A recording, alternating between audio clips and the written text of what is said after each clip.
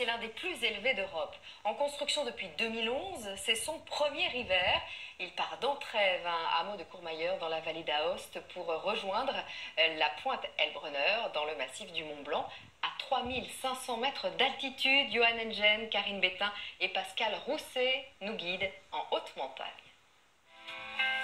À la rencontre d'un ovni en pleine montagne. Sur les routes italiennes à la frontière avec la France, nous le recherchons. On nous a promis le téléphérique le plus beau et le plus grand d'Europe. Non, c'est la vieille.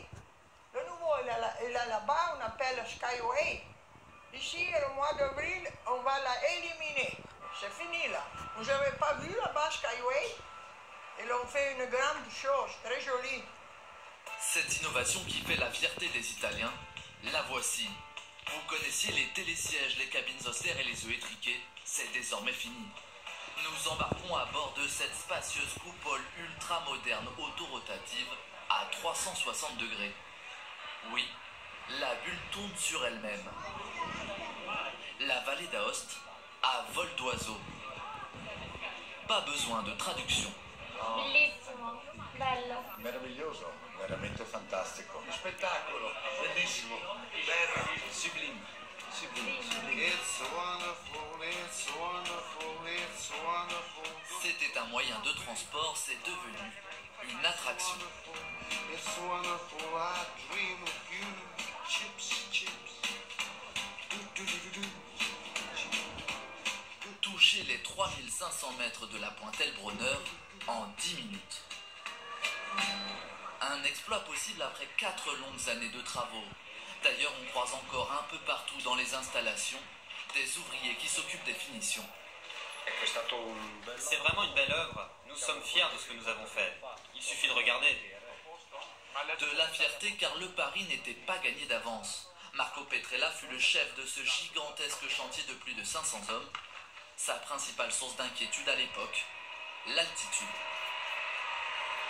On voyait le soir des visages fatigués, c'est difficile de travailler à 3500 mètres. Donc on a eu même, au début du chantier, on a eu même des problèmes d'acclimatation. Parce que pour tout le monde, c'est plus difficile, même la respiration, même les mouvements à 3500 mètres.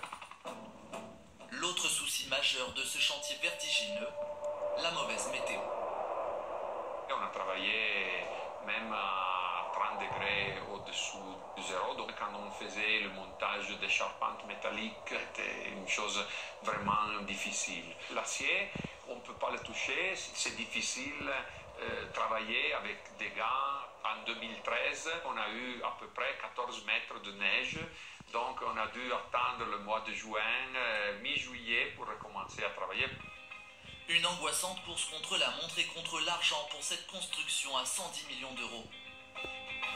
L'enjeu touristique est énorme, car juste en face c'est Chamonix, son célèbre téléphérique de l'Aiguille du Midi et ses 800 000 tickets vendus par an.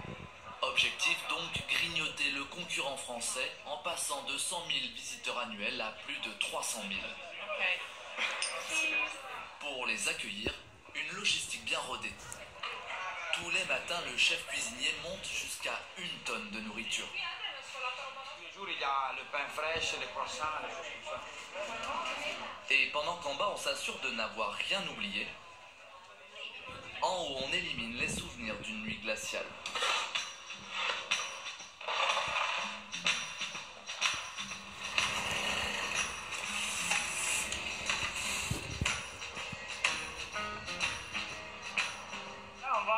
Enlever la neige et les givre par terre, comme ça les gens qui montent ils ne glissent pas et surtout la sécurité. La sécurité, c'est la priorité numéro 1 de tous les employés. Christian nous emmène voir son quotidien en haute montagne. Après chaque chute de neige, il faut tout vérifier. Peut-être que les givres et la glace vont bloquer les galets qui tournent ou abîmer les contacts électriques. La cabine est en état de fonctionner. Alors allons vite au chaud attendre l'arrivée des premiers touristes. Tout est prévu pour bichonner ces visiteurs des hauteurs. À 2200 mètres, à la gare intermédiaire, un restaurant gastronomique. Et au terminus, à 3500 mètres, un bistrot plein à craquer. Messieurs, dames, regardez le paysage par la fenêtre. Il n'en existe pas deux dans le monde des vues pareilles. Manger au pied du Mont Blanc. Par beau temps, succès garanti. 2000 personnes à servir de midi à 16h. Sans aucune interruption. Ici, c'est vraiment chaud. C'est très fatigant. Hein? Il y a beaucoup de clients qui, quand ils montent ici, ils me demandent si c'est normal qu'ils vont, il y a la tête qui va tourner, ils sont comme ça. Moi, bien sûr, je vais dire que c'est presque normal, parce que c'est la rapidité qui on monte en altitude avec la téléphérique qui fait ça. Il faut boire beaucoup d'eau. D'eau, hein, pas du vin. Hein? De l'eau. Allez, c'est promis, on va essayer. Mais il faut dire qu'on ne nous aide pas. À l'abri des regards, du vin mousseux italien remué selon la méthode champenoise.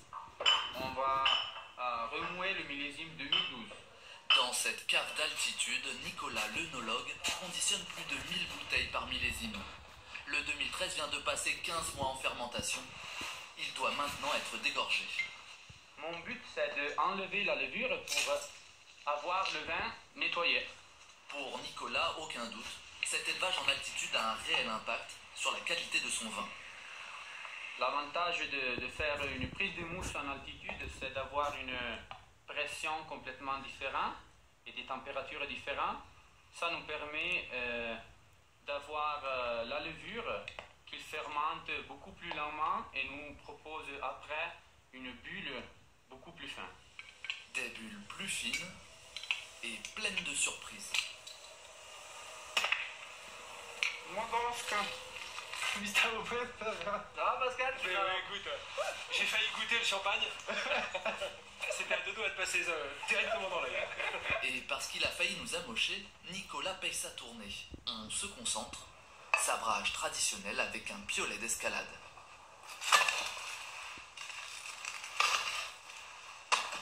C'est ce qu'on appelle les petits bonheurs du métier.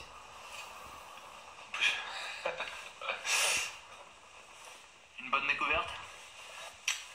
C'est vrai que les bulles, ça fait la différence. L'été dernier, 150 000 touristes ont découvert ce téléphérique.